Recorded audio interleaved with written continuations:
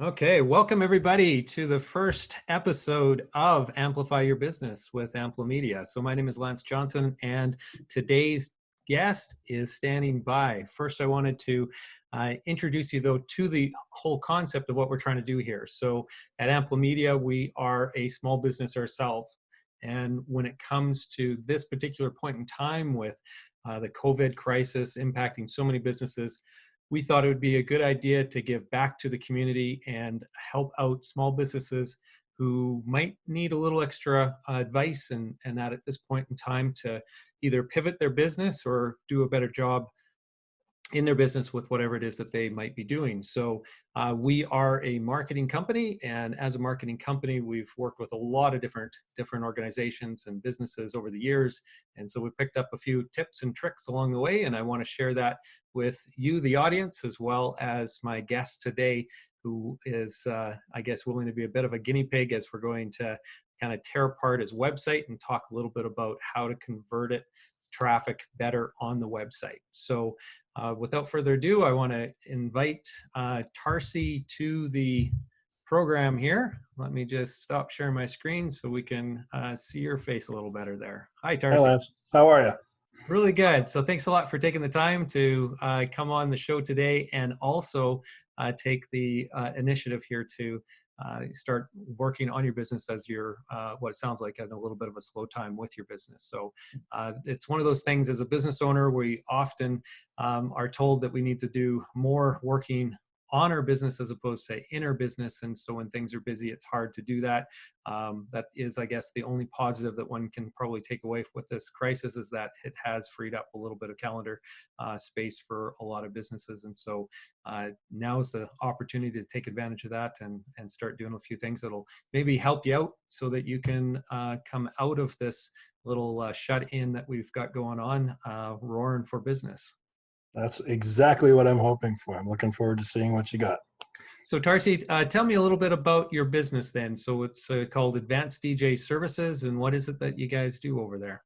Advanced DJ Services, well, it's now morphing into advanced entertainment because we started out as a DJ company, and that was basically it. So we do a lot of weddings, corporate parties, Christmas, that sort of thing, school dances, family dances, birthday parties, all that kind of. You think of a party, you think of a DJ.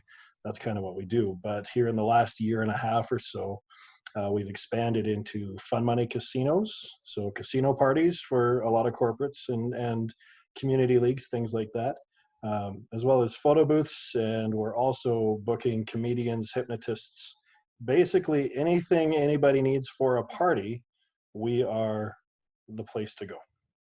Excellent. So I'm just going to share our screen here so that we can see your website. So let's me turn that on. Here we go. And so on your website, I guess when we had first met and you were asking for a little bit of advice, it was the advanced DJ services site that we were originally talking about. And so you've got, like you mentioned, advanced entertainment, which we can see on the website on your current iteration of the website anyway. And so today we're just going to be talking about the Advanced DJ Services site, and some of the stuff that we'll be talking about here will definitely apply for your other site too. So I guess just to start out with, I wouldn't mind hearing a little bit more about some of the business elements that you've got going on. So what would you say sets you apart from the competition that you currently are competing against? Well, I mean, when it comes down to the actual providing of service, I mean, I've talked to a lot of people about this. A DJ is essentially a DJ. What it comes down to and how we set ourselves apart, how we're advanced, so to speak, is that we really take our years and years of experience and walk alongside, particularly with weddings, our brides and grooms, and help them through, because 95% of them, this is the very first time they're planning such an in-depth event. They're a little bit out of their element a lot of the time. And so we're happy to sit there and kind of help them along. So we've got our personal touch service. We're working on a 24/7 client portal that people will be able to access if they come up with an idea at 2 a.m, they don't have to call us. They can put it in their planning forms right on the website, kind of thing. So things like that just we're always available. If they needed to call us at 2 a.m, they could, and we would answer the phone and help them through whatever they needed to as well. Okay, so service, it sounds like, is the real big differentiator then between you and the competition. Very much so, yeah. I mean, like, we will sit down with each and every bride and groom. Most DJ companies out there will email the brides and grooms a form and say, here, fill this out. And then all they can do is just sit back and hope that the person that shows up knows everything that they're wanting, kind of thing. Okay, so in terms of key audiences then, I suspect I've got a bit of a idea as to who you might be targeting, but why don't you give us who your core audiences are that you're trying to solicit business from then? Sure. Our biggest profit maker is actually corporate. And so typically the people that we're looking for with that is an executive assistant, because a lot of the time at companies, those are the people that end up planning the party. So people along those lines. The second biggest is obviously weddings. So brides and grooms. So they're typically between 20 and 30 years old, and brand new at this, like I said. So, and most of the time, it's the brides that are reaching out, because they're the ones that get tasked with all the planning. Lately, here in the last couple of years, though, I've seen more and more. They're making it, if you want to gender specify it, they're making it a blue job for the groom to go and find the DJ as well, a little bit more. But still, most of the time, it's the brides that end up reaching out. Okay, so you're going to be targeting then both genders, mostly in that 20 to 30 range, who are looking to plan a wedding, and but primarily the big one that you would really like to get more work in, it sounds like, would be the corporate side of things, which is EAs mostly. Okay, so and what do they need to know? Like, if we were to just take a look at the corporate side of things first, in order for them to make a decision, what kind of information do they need when they're selecting a DJ system or servicing?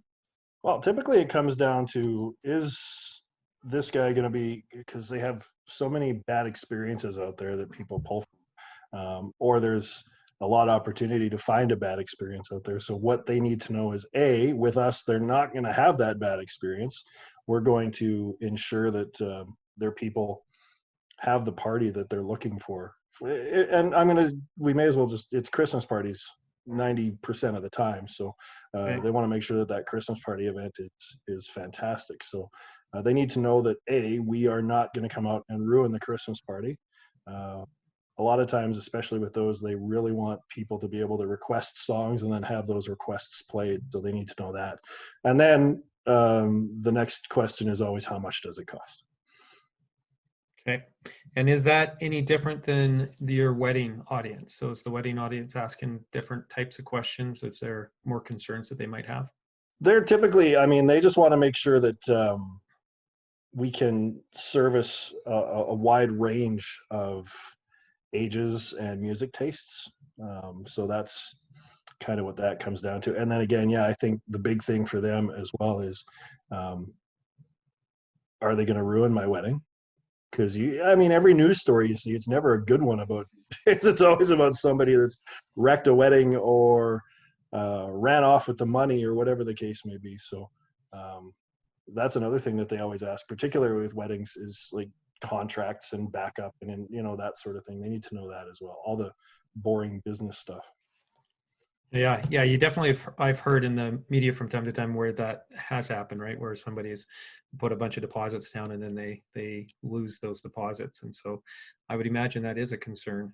Yeah. So how do you guys alleviate that? Just through the contracts, or how do you that's it. Yeah, basically I'll tell people that right up front, we're signing a contract, so you're protected and we are protected. And then everybody can, other things that are important to us, again, the boring, we have a business license, we have the insurance, all that sort of thing. They don't think of that, though, when they're planning a wedding a lot of the time. That comes up afterwards. They just want to know, how are we going to be okay? And so we have to get into the boring stuff and explain it to them. Okay. Okay, well, that gives me a little bit of background. So let's take a look at your site then. And the first thing that jumps out to me is the slider header that you've got here. So we can revolve through a few different images, but the main one that comes on, because it is a static slider, is definitely wedding focused. And then when I look at some of the graphics down here below, they seem to be in the background here, more of that wedding focus as well. So if your core audience that you really want to do more of is the corporate, I would definitely recommend that you change the way the visuals are represented so that you've got more corporate representation, so that the audience, when they land on your website, they feel like they've landed at the right place. And so that's always really important. And it's difficult when you're serving multiple different types of customers to have that automatically occur, because if it's a wedding customer, you definitely want the wedding image up there. But in this case, because it's maybe corporate first, it sounded like was a bit more of the priority. I would prioritize that one in the slide deck, and I might turn on the slider so the slider is advancing automatically as well, or do more of a multi-image or a generic image. So an image of just people having fun and partying out on a dance floor without necessarily the bride and the groom being front and center in it. They might be part of the image, but they're kind of a secondary. The primary, what your eye is automatically looking at initially, is maybe more of an image of just the party that's happening on the dance floor. Okay. And then you can see them in the distance or something like that. And then that way you have both. You've incorporated both audiences in there, and so the bride and the groom will find themselves within that, but it'll look more like a corporate one potentially as well. Or just that generic, just dance floor party that's happening. Lots of fun. So that would be, from a visual standpoint, the first thing that I noticed. The other thing that I really noticed here too is that because you've got your other logo up in the upper left-hand corner, so you've got a division of advanced entertainment there, it's actually kind of taking away from and creates a lot of visual clutter from the advanced DJ services here. And from an audience perspective, again, when you're the viewer who's coming to the website, they don't really care that you are a division of something else. So I suspect the reason why you have it there is so that you can, eventually merge or move the traffic over to that site. But it's probably the wrong strategy in this case, because you're marketing DJ services on this particular URL. And so that's really what you should be focused on. So give them what they want and what they expect, and make it crystal clear.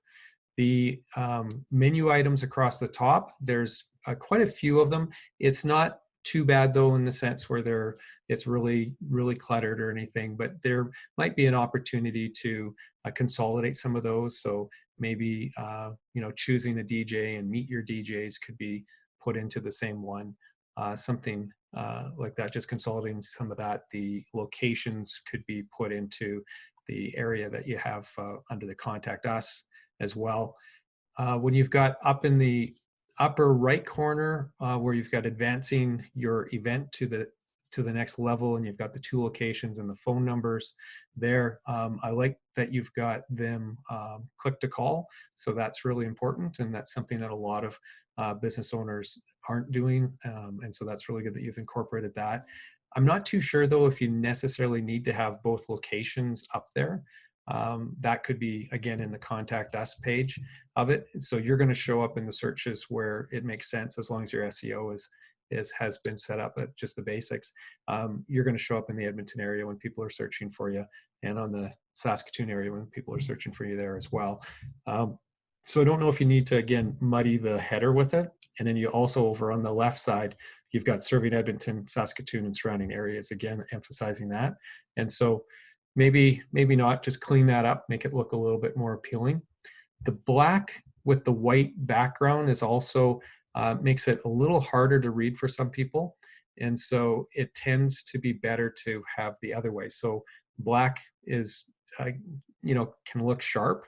And so we've done websites for clients in the past where they've really liked the black. That's a big part of their brand, and so we've used it in those cases. But generally speaking, it's better to have it on a white background or a white text on, dark text on a lighter background. So it doesn't have to be white, but just lighter. That typically is easier to read. And so when I'm down here and I see the request a quote form over on the right-hand side, this is really good because you've got it front and center. So what you're doing there and trying to get that conversion at that point is excellent. I guess one of the things that we probably should have said at the outset was that if your conversions are suffering on your website, the first thing you should do is double check that your form is functioning properly. And so I don't know if you've tested it out recently or if that's part of your ongoing kind of review of the website, but that's a tip for all you small businesses out there, because oftentimes there will be, as your website gets updated from time to time, things can break. And forms, I've seen that before, where a form breaks and so people are filling out the contact form, but you're not actually receiving those contact information in your database or in your back end. So I would definitely take a look at that first before you do anything, I suppose. Okay. When it comes to the, I'm just going to scroll back up here again. And so when we've got this header image, which is nice, beautiful imagery, is going to be really good. Keep it, in line with the brand. And so you guys are the good time providers, right? So everything about your brand should be about that, just giving the impression and the feeling that it's fun. When you guys are booked, you guys are going to turn this into a great event. And so the images that you're using for that should reflect that. And the one that you have there is a great one. And some of those other ones that you've got in the slider are good ones as well. So those are good stock photos. The information here, as far as Dance the Night Away, you're hitting on some of those key, issues or challenges that people might, feel, or objections that they might have, which is, making sure that you're emphasizing that you're a professional DJ so they can have that peace of mind, which is really good. Make your event memorable. Beyond DJs, we also carry photo booths to capture the fun and events. I would actually have, instead of then an image of the champagne, have an image of your photo booth if you're wanting to actually be promoting that. So again, it's just tying the words with the images so that there's some consistency there in the messaging. I wouldn't have this request a quote form over here if you've got the request a quote form so visible right there below it. But so I might emphasize something else over here. So maybe the 3 key objections or key challenges that you're trying to overcome here. So the bad experiences, the wide range of music, the not ruining a wedding, the integrity, the professionalism that you guys have, that kind of thing. Those might be the 3. You pick those 3 key things that are the big statements that people are worried about. Solve their worries on your website. So the website, oftentimes we think of it as just a billboard, essentially a digital billboard, but in order for it to be useful for a business, it really needs to be optimized for conversions. And so let's turn it into that conversion machine. And so that starts with going, okay, well, what is it that our clients are challenged with, or what problems do we need to solve for them, or what are those key objections that they might have? If we can answer all those on our website, then why would they not reach out to us then? Because they're obviously here for a reason. And so that's the lens in which you want to look at the website. When I clicked on this, I'll just do that right now, and opened up the form request a quote page, I noticed that there was actually 2 forms on here. So you've got the simple short form on the right side, and then you've got the longer form on the left side. So I would stick with just a single form, obviously, and I would try to stick with a simple one as much as possible. And so the reason for that is that you'll get more form completions if you have fewer questions. Oftentimes it's just less intimidating, and so people tend to complete them a little bit quicker there. So I'm just going to go back to the home page again. So the content that you've got here as well, is kind of wordy in terms of what you might have on a website. People are much more visual and are expecting to have much more visual experiences on the website as opposed to reading a bunch of content. And so some of the content that you've got here addresses a bit of those concerns that they might have, but I don't think it really hits on the key ones. It doesn't jump out anyway, those key challenges that they might have. So when you're talking here at the beginning of this one, as an example, when you're planning a wedding party or other type of event, there are a lot of specific elements and details to address. Yeah, like that's a given, right? So you don't really need to state it because they already know that. And you're not trying to convince them that there's a lot of things. They know they're here to look for a DJ, and so just get right to it. You guys are in the business of creating a great DJ or a great party experience, and so just jump into, this is what we do. And this is why it's important to understand this, and this, or this is what we do to solve problem X, problem Y, problem Z, right? Sure. So being really focused on the messaging is going to around that, helping them move down that sales funnel, basically step down that sales funnel. You have to answer all their questions or their concerns, and do that on the website as much as you can, and you're going to get more calls back to you. Any questions so far? No, I'm writing as we go. So I'm going to have all kinds of notes to take there. That's awesome, Lance. Thank you. Yeah, no worries at all. So I was also thinking about the testimonials. So you've got your testimonials tab over here. And when I go to the testimonials tab, I see a variety of really great testimonials, all 5 stars, which is great. We've got some information about the people, which makes it seem like they're legit, they weren't made up, which is really important. So you've got the ratings, the stars, plus the comments. So it all looks really, really good. What I would do is I would actually incorporate some of those into the homepage, into your main page here. And so the reason why you want to use the testimonials, and I mean, this is why you've got them on the website to begin with, and so few businesses actually do that, but you've done a good job of incorporating them. The reason why you do that is because if you can get a testimonial that explains, why somebody chose you, that often will speak to, again, one of those potential objections that the person who's reading it might have, right? So it might be about the professionalism. And so the testimonial that speaks to how professional you guys are, how the DJ showed up and he looked presentable. He was wearing attire that fit the theme or the mood of the evening. And then with regard to the variety of music. So again, you have another testimonial that talks about, we just couldn't believe how the range of music that these guys brought with them.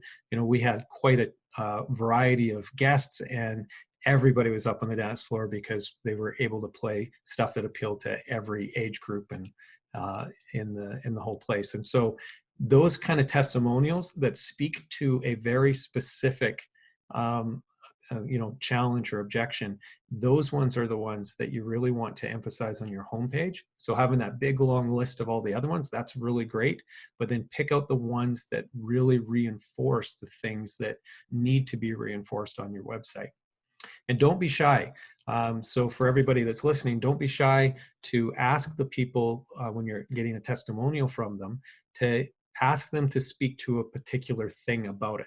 So don't get them, we don't want making anything up. It has to be authentic and real. But if you're having a conversation with them and you're like, yeah, what did you enjoy about what we were able to provide for you? And the comment that comes back is, we just, again, couldn't believe the variety of the music. Well, then help them craft that in such a way that it can be really well purposed for what you need it to be as well. So the testimonial, you can, say, well, would you mind just emphasizing that part, or would you mind speaking to that a little bit more clearly, or more in depth, or whatever the case might be, and you'll be able to get a little bit more that's targeted towards that specific thing that you're looking for. So don't just say, hey, can you give me a testimonial? Find out what they like, and then say, hey, can you give me a testimonial about this then? And then if they come back and it's a little not quite right, don't feel that uncomfortable saying, give them a call back, or if you're talking to them right there, saying, so what I'm hearing is, you're saying that this is what you liked about it. So do you mind if I just like reworded that just slightly, or if we worked on that just a little bit to make, to emphasize that a little more clearly? That's totally fine, right? As long as they're saying, yeah, no, that still captures the essence of what I was looking for. So written testimonials are good. Oh, sorry, go ahead, Tarsi. I was going to ask if video might be a good thing to do with that. Yeah, a good transition. It's we didn't plan this, so I'm happy to see that you've transitioned right into what I was going to talk about next, which is written ones are good, video ones are fabulous, right? They're way better. And so for your wedding ones, to get the wedding videographer that's there to slip them $100 and say, would you mind interviewing a couple people here about the good time that they're having, and shoot me the footage after the event, I'm sure you'd be able to get them to do that for you. Or if you can't, if there isn't a videographer on site, then just use your smartphone. Most of the cameras nowadays are pretty darn good, and so you can just turn the camera on them and have them answering a few questions that you're asking them, or have somebody hold the camera and you'd be standing right beside them and having a conversation with them as well. Either way works fine. The key to it is make sure your lighting and make sure your audio is good.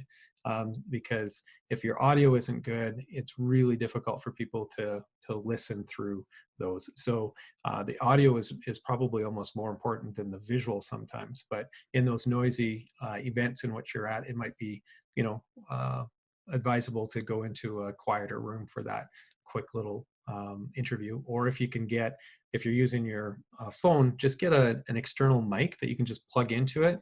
It can be like a little lapel mic or whatever that you can put up closer to them so that you can capture good audio. That's important. And so the video, again, is just the absolute best, because video is much more engaging. And on top of it, it looks like it's much more real and authentic. So, you could basically type it up and pretend to be those people from Silver Lake that we saw on the other screen. But when it's on camera, it's much more likely that it's going to be real. And it's just richer. It's a richer, you're going to get their emotion in it as well. And that emotion is what's really going to sell your services, because they're just happy, like they're just having a great time. They might be, drunk or whatever. And so they're just extra happy. Who knows? So I would be putting those testimonials pretty front and center. You don't have to have a lot of them on your site, but I think you want to make sure that you've got them for each of your kind of core target audiences. So at least have two, one for the weddings and one for the corporate. But it would be good to have, a couple of each if you can, and they will do wonders as far as, handling those objections. But again, when you're doing that interview with them, don't feel shy in helping them craft that message so that it comes across nice and clear and concise and meets your needs. So instead of them just saying, yeah, the guys were great, we had a really good time and it was a wonderful event, we really want them to emphasize that the music was unreal. It was unbelievable they were able to accomplish this with such a wide group. We couldn't stop dancing, there wasn't a person who wasn't on the dance floor, different things like that. And then I would also, you said one of the challenges oftentimes is, or objections, is the price. And so I would get them to speak to the price as well. And so speaking to the fact that, the value that we got out of this. So you guys might not be the cheapest guys. You probably aren't the most expensive guys, but the service, the delivery, everything that you're providing them, that talks to the value. And so let's talk about that. So the value was unbelievable. These guys were able to sit down with us, or at the beginning or before, they consulted with us well, put our minds at ease, whatever those things are that you want them to talk about, have them speaking to that in the terms of value, as opposed to saying anything about price. And getting them to talk about, this is an investment. I mean, this was probably one of the most critical investments that I made for my wedding, because, everybody remembers the party, everybody remembers the dance. And so that's what was really important to us. And so it was critical that we took our time, found the right guys, and these guys, they totally knocked it out of the park for us. Something like that is really powerful. So that would be the testimonials. I would put them here or scattered throughout the site. Lots of images. Down here, these why choose us. So let's just take a look at those and just make sure that they are the ones that are really the things that you were saying people need to understand and know. So you're building trust by saying, over 20 years in business, committed to delivering superior and stress-free service. So making their life easier, over 36,000 songs queued up and ready to go. So you're saying what these, a bunch of things that you have. So those are kind of the features of you, right? So it's about the features of a product as opposed to the benefit. And so that you want to twist it to being about the benefit. Because the challenge with it is we don't buy because of it has a great feature. We buy because of the benefit it provides us. And so instead of saying over 36,000 songs queued up and ready to go, the key here is we've got music that everybody's going to love. If you've got a wide, diverse audience, we'll have music that'll get them up and dancing. That's the benefit of having those 36,000 songs. So the 36,000 songs is just the feature. Yep. The feature doesn't sell, the benefit does.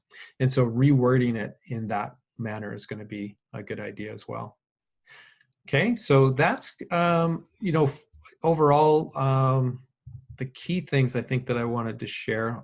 Let me just, the other thing too to think about is, now your business is a little bit less complex than some other businesses might be in terms of getting people to purchase or reach out and book a call.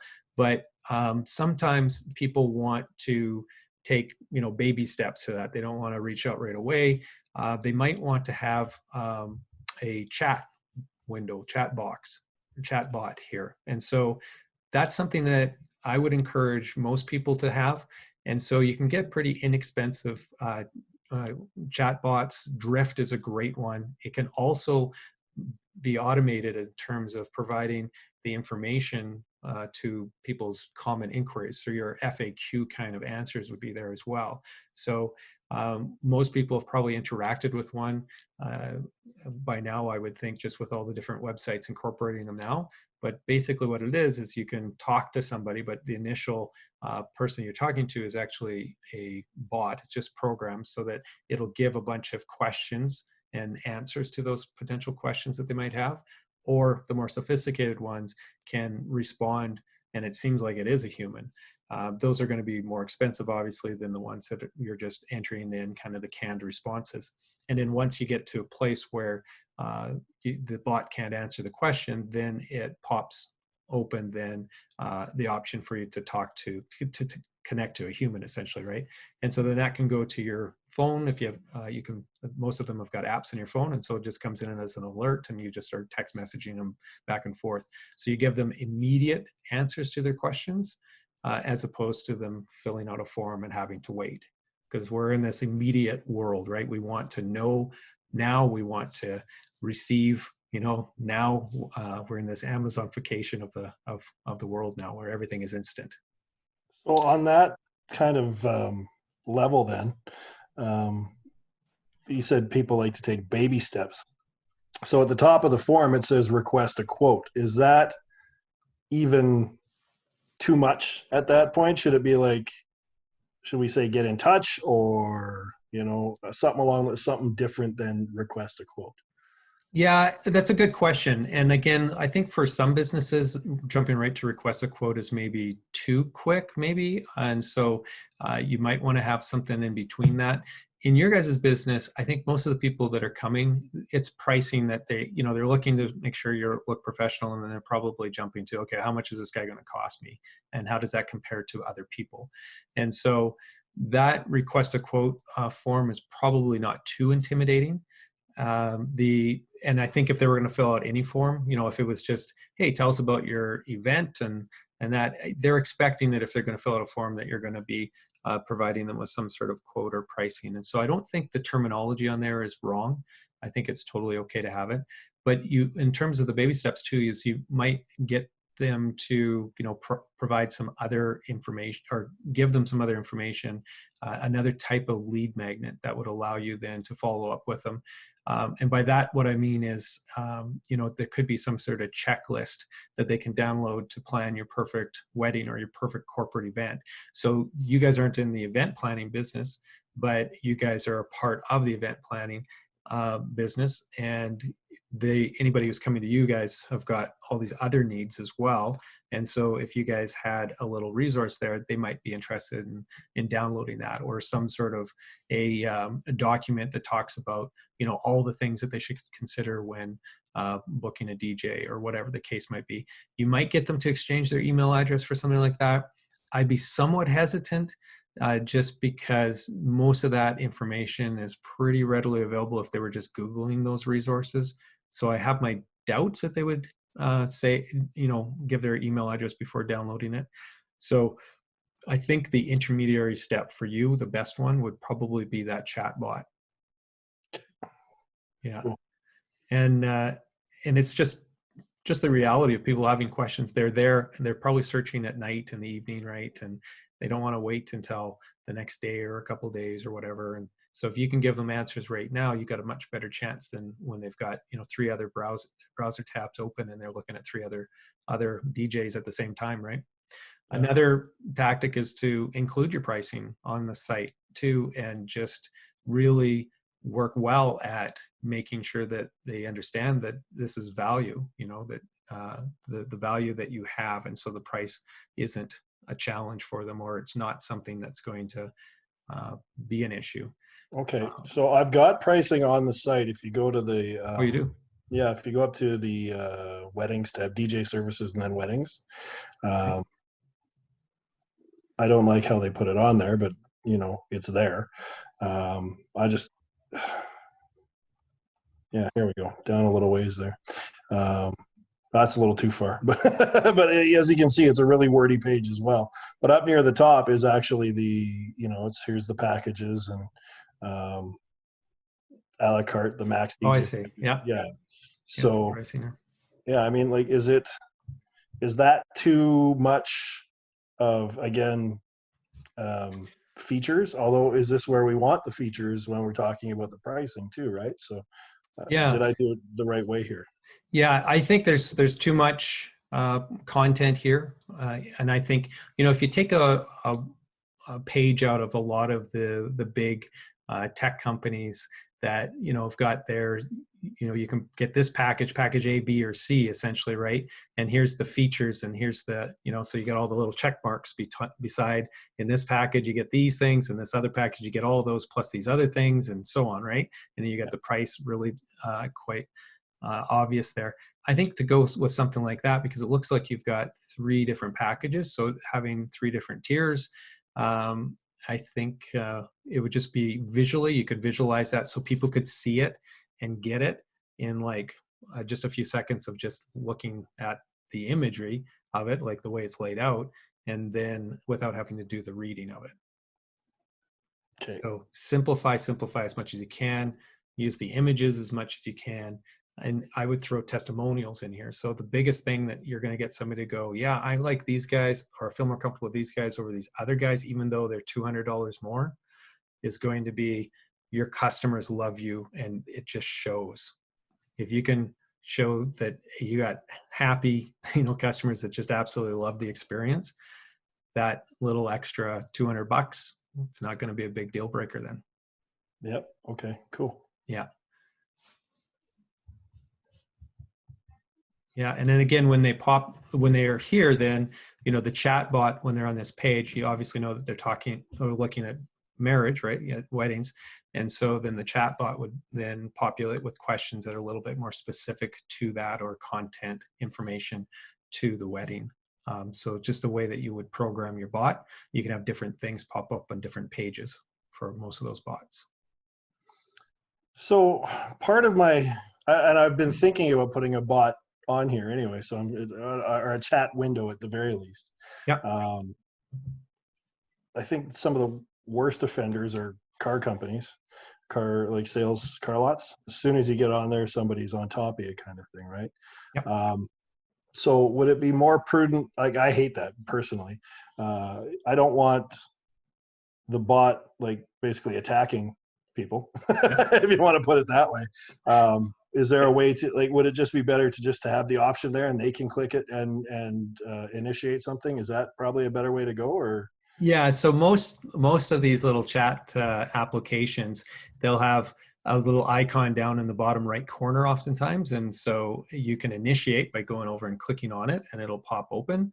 Or they will also have the a timed pop up, so it kind of expands out after such and such amount of time on page. And so I typically am like you. I lean to having it a timed one, but timed a little bit later. So you don't want to be interrupting them too much. You don't want them to be too forward. But the reality of it is that you do want to capture their attention before they leave as well.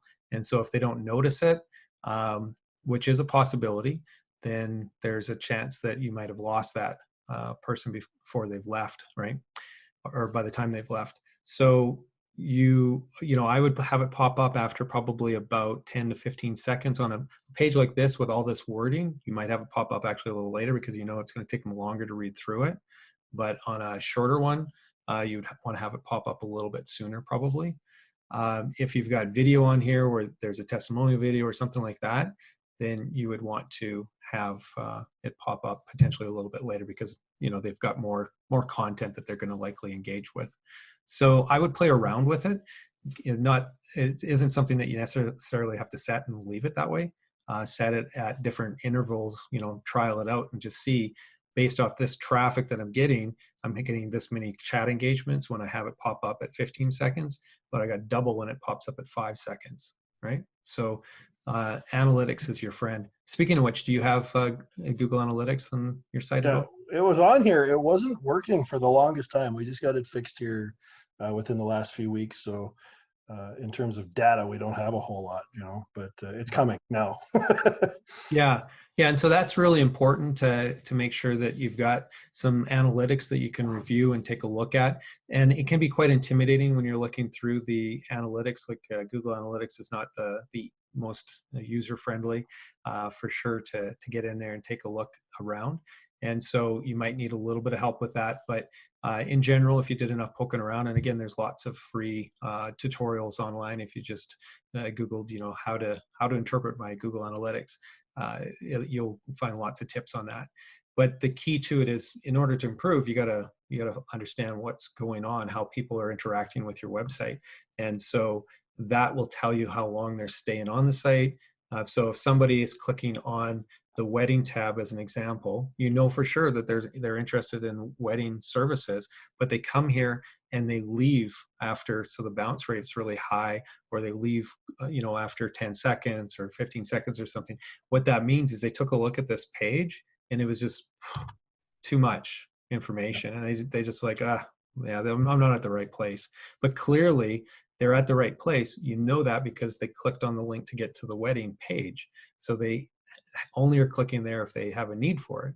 So then it's like, okay, what do I need to change about it? And so you can do some tests there and throw up a version that is way more clean, stripped down version, see if that increases your stay rates and so on. So the more people consume on the site, the more time they spend on the site, the better the chances that they're going to convert. And so that's really important. So that's the metric that you want to be looking at, and then doing some changes to fix that. And you can, depending on your software that you're using for your website, you can also do some split testing, where you'll send half the traffic to version A and half the traffic to version B. Version A maybe is longer format, version B is shorter, version A maybe has more photos, version B doesn't. But everything else is the same, right? So you just keep doing split tests. So you do a test then for video testimonial, and see, does it increase or not your conversions and your time on page and so on. So that's really, really important, and it is something that's quite easy to do nowadays. Split testing with different landing page builders out there. The landing page builders are pretty inexpensive, like Lead Pages as an example. So you could do that, where instead of them clicking to another page within your website here, if you wanted to do split testing, you don't know how to do it, with, to code that into your website, you can use an external service that then they end up going to, in the case of lead pages, it would be, advanceddj.leadpages.com. And it would look the same, would be branded similarly. But what you're able to do then is you're able to put in 2 different versions, and people can go to or get sent to both of them, and you can see which one wins. Then pick the one that wins, and then split test one other thing. And then pick the one that wins, split test another thing. So you just keep making more versions over time, and you just continue to refine it because you're looking at these incremental improvements in time on page. And ultimately, conversion form fills. Excellent. Cool. Yeah. Yeah, so that's the basics that I think if you made some of those changes, I think you're going to see some immediate results, improvements in the results. I mean, obviously at this point, there probably isn't too many events that are going to be happening over the next month or two because of the timing of this COVID issue, but there's definitely going to be people who are still looking for wedding DJs services for fall weddings and so on. So I would think that you still have an opportunity to convert some of that traffic that's coming there. That's perfect. And I'm going to probably get on this stuff all next week. So that's awesome. Thanks, Lance. Yeah, no worries at all. And if you have any more questions, definitely don't hesitate to give me a shout. And the same goes to everybody else out there. I'm just going to pop over to this other page here. So you've got the contact information. And let me just, what we're going to be doing is having, excuse me, every episode that we do, we're going to have them listed over on Amplify Your Business page, which is at amplomedia.com/amplify. And that will have all the archived episodes and information about upcoming episodes as well. And so today's episode was about maximizing the conversions on your website, and some future ones will be about what to do with the traffic once they leave the site and how to convert them in remarketing campaigns and what you should be doing from an email drip campaign and ads and so on. So we're going to basically tear apart all different marketing strategies and really get into, all of the things that small businesses can be doing to improve their overall results. So again, thanks so much, Jared or Tarsi. I mean, really appreciate you taking the time and letting us basically have you as the first episode guinea pig and sharing and exposing, some of the things that you maybe aren't doing so well right now that you could improve upon and that. So I'm glad that you took the opportunity to let us do that. Well, no, I appreciate that you're doing this for people as well. So I'm happy to be a guinea pig, so to speak. And if you need me back, just let me know. Yeah, hopefully we can have you back in a future episode where we go through and you can talk about the improvements that were made and hopefully the improvements that were gained in conversions as well. That'd be very, very cool. Okay, well, take care, everybody, and we'll see you on the next episode.